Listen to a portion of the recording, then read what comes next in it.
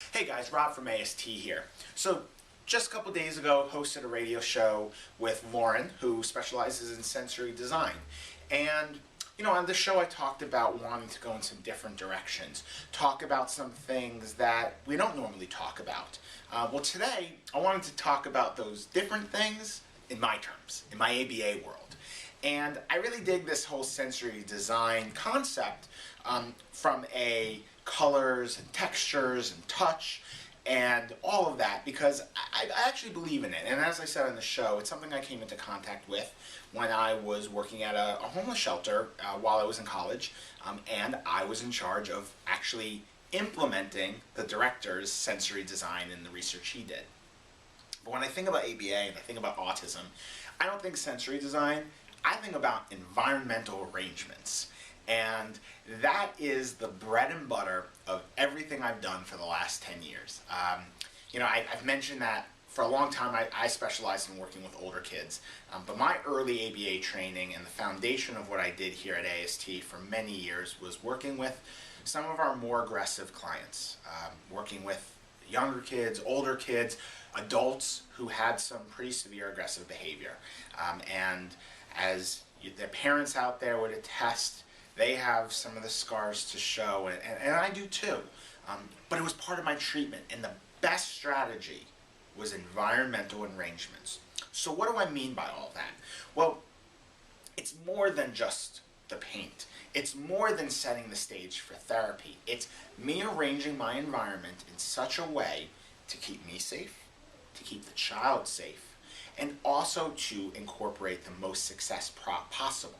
So I generally come to you from one of our clinic rooms here at AST, and if you could see this full room, and I'm going to ask our camera to actually show you this whole room, there's a lot of stuff here. There's a lot of distractions, and there's a lot of different things that, depending on the child I'm working with, I got to get out of here.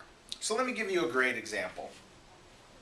I had a kiddo who's near and dear to my heart, and if there was a Mr. Potato Head in the room, I could not predict what was going to happen.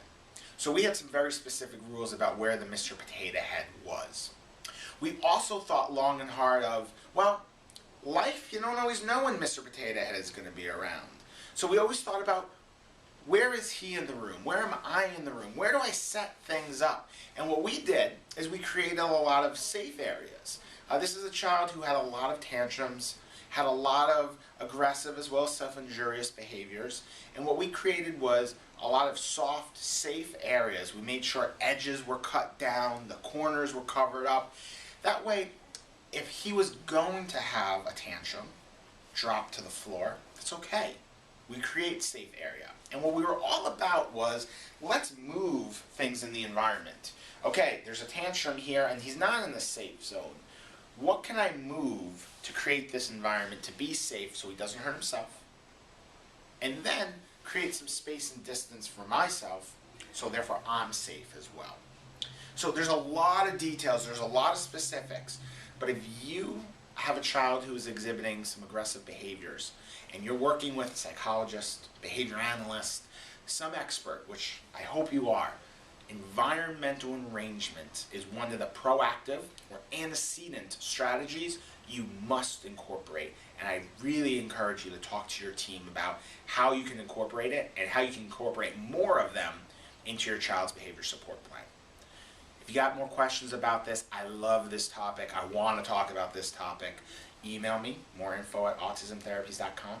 You can find me on Facebook with the AST team. So post a question and I'm happy to answer.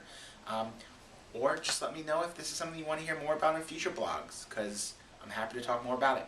Have a great one, guys.